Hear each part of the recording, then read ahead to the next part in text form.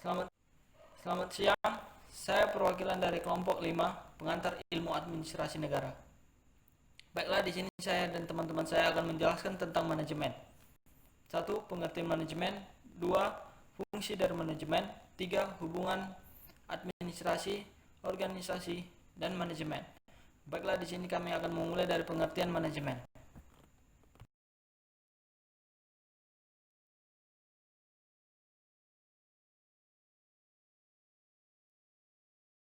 Baiklah, di sini saya akan menjelaskan tentang pengertian manajemen dan pengertian manajemen menurut para ahli-ahli. Manajemen itu sangat penting di dalam sebuah organisasi karena manajemen itu dapat membentuk sebuah organisasi menjadi lebih baik. Manajemen yang baik adalah manajemen yang dapat menjadi tulang punggung organisasi tersebut agar mencapai sebuah kesuksesan bersama. Dan di dalam mengelola kehidupan, berarti kita menyelesaikan sesuatu agar mencapai tujuan hidup. Begitu juga dengan organisasi. Organisasi itu berarti menyelesaikan sesuatu melalui orang lain untuk mencapai tujuannya itu sendiri. Manajemen menurut para ahli-ahli, yaitu yang pertama itu menurut F. Tyler. Manajemen adalah seni untuk mengetahui apa yang dilakukan dan kapan dilakukan dan melihat bahwa dilakukan dengan cara yang baik dan waktu yang tepat. Yang kedua itu menurut Harold Kohns. Manajemen adalah seni menyelesaikan sesuatu bersama orang-orang di dalam kelompok yang diorganisasikan secara formal. Sejarah manajemen. Beberapa orang melihat manajemen sebagai konseptualisasi akhir modern, dalam arti modernitas akhir. Pada istilah-istilah itu tidak dapat memiliki sejarah pramodern. Namun yang lain mendeteksi pemikiran mirip manajemen di kalangan pedagang Sumeria kuno dan pembangun piramida Mesir kuno. Pemilik budak selama berabad-abad menghadapi masalah dalam. Menurut Manulang, manajemen adalah seni dan ilmu pencatatan, pengorganisasian, penyusunan, pengarahan, dan pengawasan terhadap sumber daya manusia untuk mencapai tujuan yang telah ditetapkan.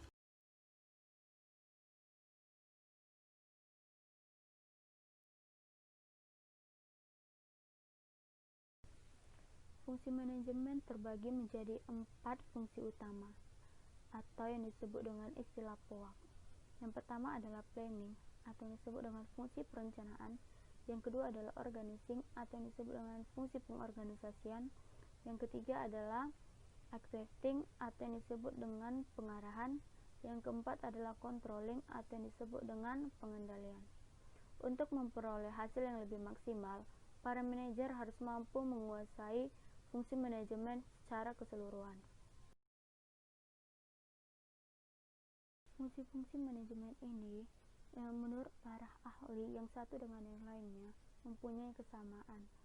Yang contohnya itu menurut Henry Fayol dan G.R. Terry.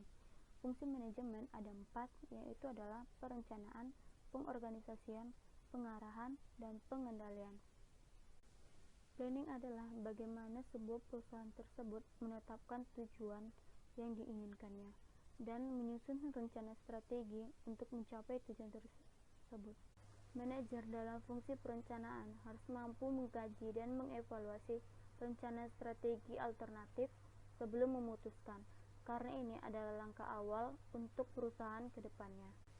Fungsi-fungsi manajemen yang lain tidak akan berjalan dengan lancar kalau tidak ada perencanaan yang matang. Materi dari Angel, yaitu pembagian perencanaan.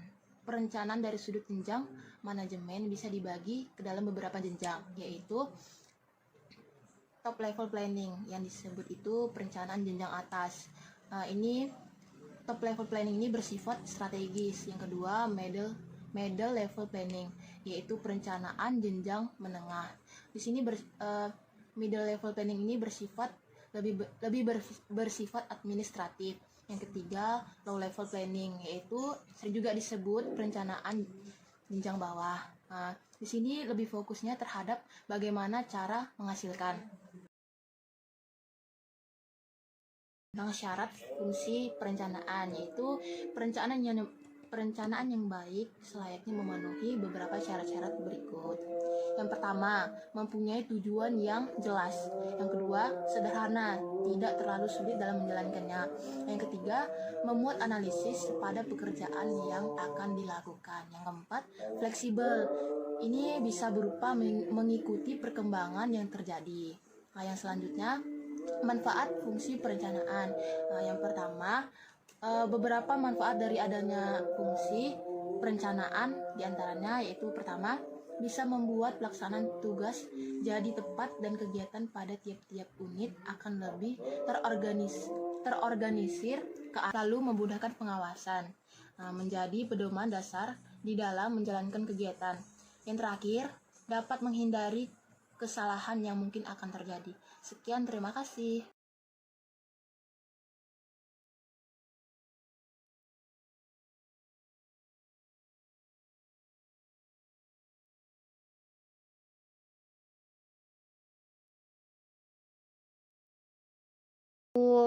Pengertian administrasi. Masih banyak yang belum kita ketahui tentang pengertian administrasi. Baiklah, di sini saya akan jelaskan. Definisi yang sederhana dari administrasi adalah suatu proses, kegiatan, penyelenggaraan yang dilakukan oleh seorang administrator secara teratur dan diatur melalui perencanaan, pelaksanaan, dan pengawasan untuk mencapai tujuan akhir yang telah ditetapkan. Dan ada juga proses. Proses adalah kegiatan yang terjadi secara beruntun dan susul menyusul. Artinya selesai yang satu harus diikuti sama yang lain sampai di titik akhir. Dan ada juga teratur. Teratur maksudnya ialah kegiatan perencanaan, pelaksanaan, dan pengawasan tersebut harus dilakukan secara terus-menerus dan berkelanjutan. Dan ada juga diatur. Diatur maksudnya ialah bahwa seluruh kegiatan itu harus disusun, disesuaikan satu sama lainnya. Supaya apa? Supaya terdapat keharmonisan dan keseimbangan tugas. Dalam pengertian ini, administrasi lebih ditekankan pada proses kegiatan penyelenggaraan. Contohnya, nih saya beri contoh. Si A bertujuan untuk meningkatkan kesejahteraan keluarganya. Pertama-tama ia merencanakan membuka toko kecil di pinggir jalan. Barang apa yang akan dijual dan dari mana model diperoleh? Kalau perencanaan ini sudah matang, maka mulailah ia membangun tokonya. Lalu membeli barang-barang yang akan mengisi toko serta peralatan. Mengatur keluar masuknya uang, itu sangat penting. Serta melayani orang-orang yang berbelanja dan sekaligus pula mengawasi barang-barangnya. Merencanakan toko, merencanakan ini di toko, merencanakan modal, membuat toko, membeli peralatan, dan lain-lain. Terhadap usaha-usaha yang telah berkembang ini, tidak mungkin lagi administrasi dikerjakan oleh si A. Tetapi, sudah diperlukan kerjasama dan bantuan dari orang lain. Jadi di sini si A tuh kan dia sudah membangun toko, jadi dia tidak dia lagi yang memegang, bahkan orang lain yang disuruhnya begitu. Berkembang ini tidak mungkin lagi administrasi dikerjakan oleh si A. tetapi sudah diperlukan kerjasama dan bantuan dari orang lain. Jadi di sini si A tuh kan dia sudah membangun toko, jadi dia tidak dia lagi yang memegang, bahkan orang lain yang disuruhnya begitu. Dan disinilah mulai timbulnya organisasi. Di samping itu, organisasi sangat perlu pengelolaan untuk orang-orang yang bekerja sama dalam membantu administrator dalam mencapai tujuan yang diinginkan. Disinilah mulai timbul manajemen juga. Sehubungan administrasi dapat didefinisikan yang dikemukakan oleh John M. Fitner dan R.V. Prestus tahun 1953 kalau nggak salah. Iya, betul. 1953. Dalam hal ini, administrasi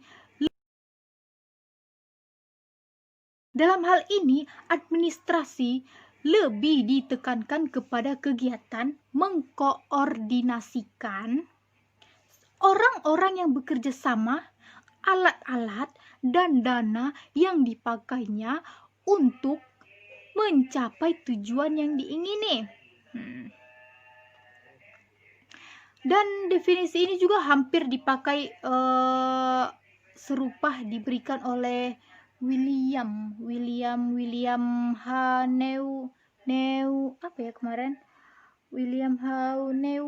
Neumann ya.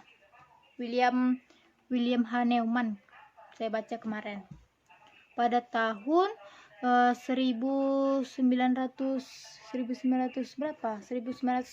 kalau nggak salah tuh. Ya, 1963. Dalam buku administrator, yaitu bahwa administrasi adalah pengarahan, pemimpinan, dan pengendalian dari usaha-usaha sekelompok orang dalam rangka pencapaian tujuan yang umum atau pokok. Jadi, dapat disimpulkan di sini. Baik, di sini saya akan menyimpulkan bahwa dalam usaha yang telah berkembang, tugas seorang administrator dalam melaksanakan administrasi lebih banyak mencakup koordinasi dan pengawasan atau pengendalian. Pengordinasian maksud kalau organisasi formal tidak dapat dijadikan saluran untuk memenuhi keperluan dan keinginan para anggota organisasinya, maka mereka akan mencari wadah yang tidak resmi atau yang disebut dengan organisasi informal. Seperti yang telah dikemukakan bahwa di dalam organisasi formal, setiap orang telah jelas tugasnya. Seperti contoh sebelumnya, bahwa pembantu rektor 1 tidak akan melakukan tugasnya kalau rektor 2 tidak menyediakan dana dan peralatan baginya. Sehubungan dengan ini, maka Fremont Ekas dan James E. Rosenzweig 1981 dalam buku Organization and Management mendefinisikan organisasi sebagai penyusun dan penyatuan berbagai kegiatan. Untuk itu, organisasi perlu pengolahan oleh orang-orang yang bekerja sama dalam membantu administrator. Sehubungan dengan ini, maka administrasi dapat didefinisikan seperti dikemukakan oleh John M. Fitner dan R.V. Preston 1953 dalam buku Public Administrator, yaitu pengarahan sumber-sumber tentang manusia dan material untuk mencapai tujuan yang diingini. Tentang hubungan administrasi dan manajemen. Saya akan menjelaskan tentang hubungan administrasi. Yang pertama ada hubungan administrasi. Kalau kita mengikuti warta berita melalui radio atau televisi, kita dihadapkan kepada peristiwa yang menyenangkan atau menyedihkan hati. Peristiwa yang menyenangkan umpannya bagaimana orang Jepang dan Perancis telah menikmati teknologi modern seperti kereta api tercepat di dunia yang dapat mempersingkat jarak antar kota. Peristiwa yang menyedihkan umpannya bagaimana serangnya perang di Irak.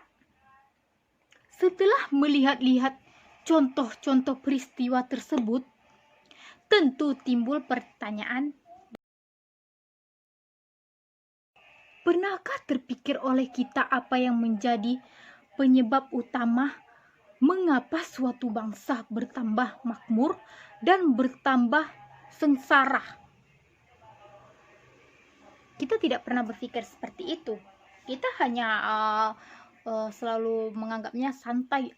Bangsa kita nih selalu kok aman begitu. Oleh masyarakat akan lebih banyak memikirkan bagaimana menyelamatkan nyawa dan harta bendanya, antara lain dengan pergi mengungsi. Akibatnya, sektor-sektor produksi akan terhenti bekerja dan sekolah-sekolah ditutup, sehingga baik sektor ekonomi maupun sosial negara tersebut lumpuh. Tetapi di balik semua itu, pernahkah terpikir oleh kita apa yang menjadi penyebab utama mengapa suatu bangsa bertambah makmur atau bertambah sengsara? Kalau kita telusuri secara mendalam di mana sumber penyebabnya, maka kita akan datang kepada suatu pertanyaan lagi, yaitu siapa yang mengelola negara itu dan memutuskan segala sesuatu yang berhubungan dengan pengolahan dan ke arah mana negara ini akan dihadapkan. Jawabannya adalah ia mengelola dan mengarahkan suatu organisasi negara ini adalah seorang administrator seperti presiden, gubernur, bupati, wali kota, camat, dan lurah.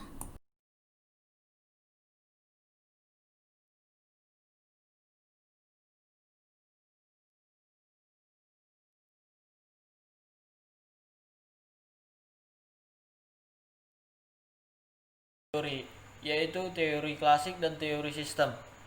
Teori klasik yaitu memandang organisasi itu sebagai suatu wujud, sedangkan teori sistem memandang organisasi itu sebagai suatu proses. Berikut ciri-ciri organisasi. 1. Sekumpulan orang atau dalam arti lebih dari satu orang. 2. Adanya kerjasama. 3. Memiliki tujuan.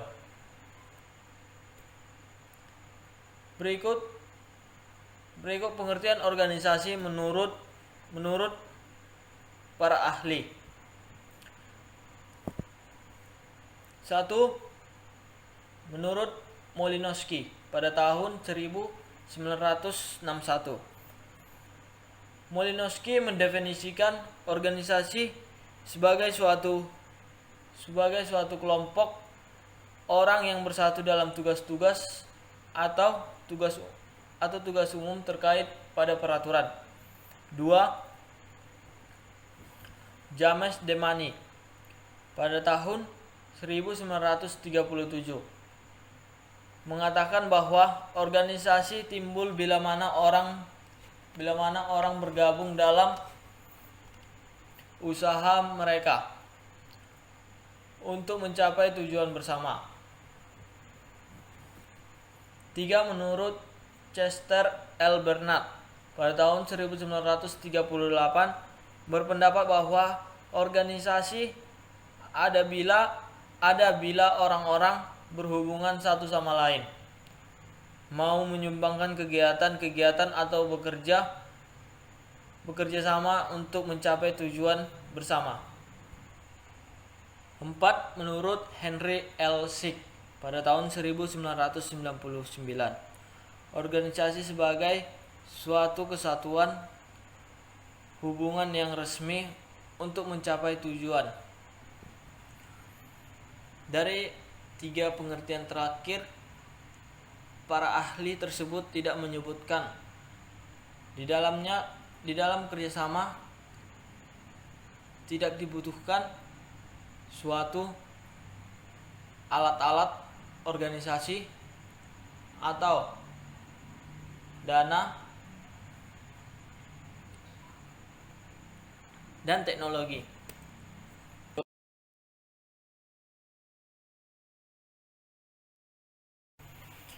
Contoh organisasi yang sudah besar dan kompleks, misalnya organisasi universitas, partai politik, rumah sakit,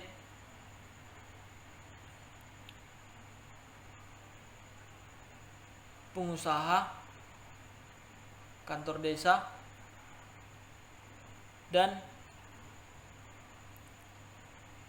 koperasi unit desa atau KDU.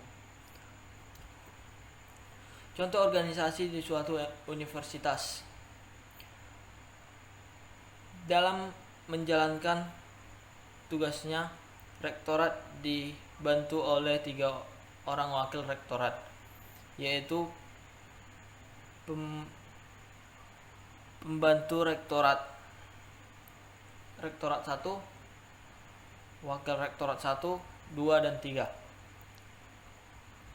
Di bawah rektorat ada dekan fakultas. Sebanyak fakultas yang ada di suatu universitas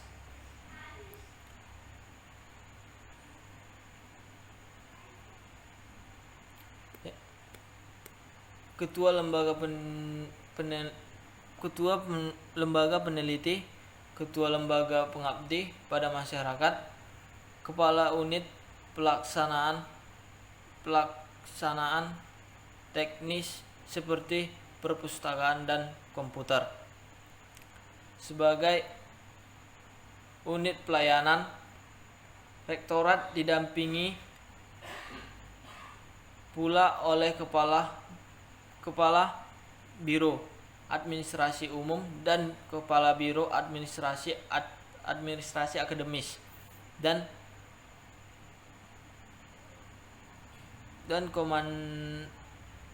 kemahasiswaan. Contoh organisasi. Seorang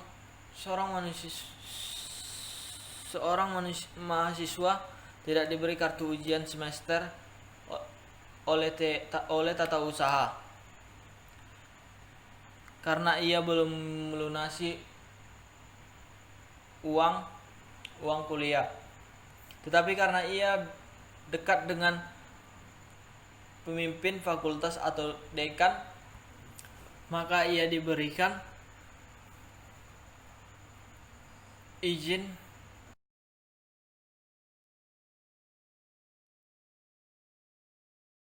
Suatu organisasi harus memiliki sekurang-kurangnya 4 unsur. Unsur-unsur tersebut adalah goals oriented, yaitu mengarah kepada pencapaian sistem psikososial. Yang kedua, sistem psikososial, yaitu orang-orang yang berhubungan satu sama yang lain dalam kelompok kerjasama. Yang ketiga, terstruktur, yaitu orang-orang yang bekerja sama dalam suatu hubungan yang terpola. Yang keempat, sistem teknologi, yaitu orang yang menggunakan pengetahuan dan teknologi. Dalam definisi-definisi di atas, organisasi dipandang dari suatu segi statisnya, yaitu suatu badan atau struktur. Teori modern memandang organisasi sebagai suatu sistem. Sistem adalah bagian-bagian organisasi yang berhubungan satu sama yang lain. Fokus organisasi adalah bagaimana kegiatan administrasi yang sudah luas itu dibagi-bagi dan disusun atau distrukturkan. Akan menjelaskan tentang organisasi manajemen sebagai fenomena masyarakat. Sebenarnya, sejak dahulu kita sudah diperkenalkan dengan organisasi dan manajemen. Umpamanya orang tua dahulu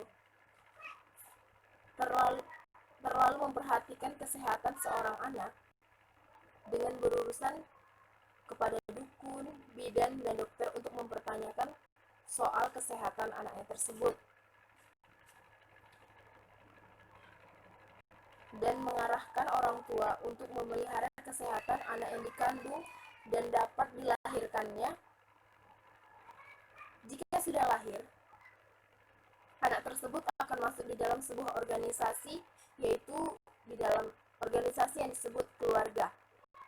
Dari contoh di atas, manusia dilahirkan ke dunia sebagai kodrat yang serba kekurangan. Dalam artinya, dia tidak dapat memenuhi kebutuhannya jika tidak ada yang menolongnya.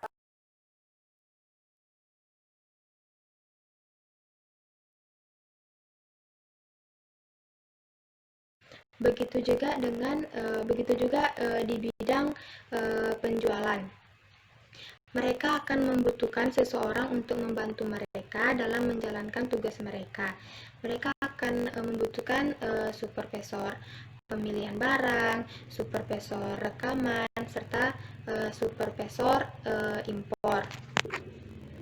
Begitu juga dalam bidang keuangan, mereka akan memerlukan seseorang untuk membantu mereka, seperti supervisor pembukuan, supervisor penyimpanan serta pengeluaran, serta supervisor pajak.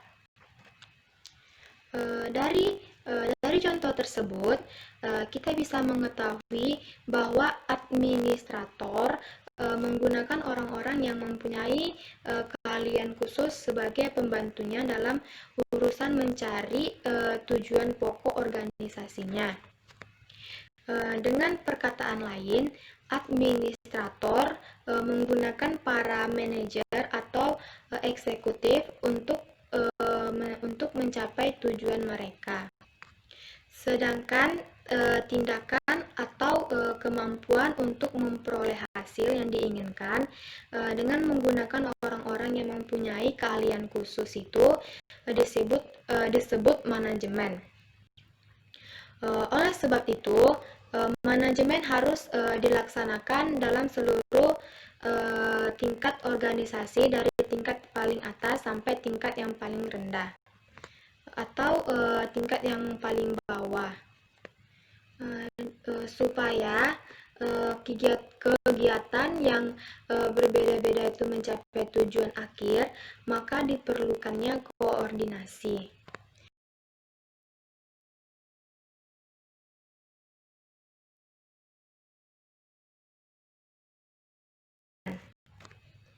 Dari uraian tersebut, dapat dikemukakan bahwa hubungan administrasi, organisasi, serta manajemen, yaitu organisasi dan manajemen adalah saran dari administrasi.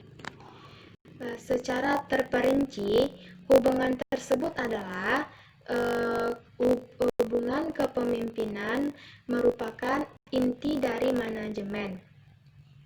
Melalui manajemen, semua kegiatan yang dikoordinasikan dan diarahkan menuju kepada tujuan yang telah ditetapkan. Dengan demikian, manajemen ada pada setiap tingkat organisasi. Baiklah, sampai di sinilah penjelasan tentang manajemen saya dan teman-teman dari kelompok 5. Jika ada kesalahan mohon dimaafkan. Sekian, terima kasih dan selamat siang.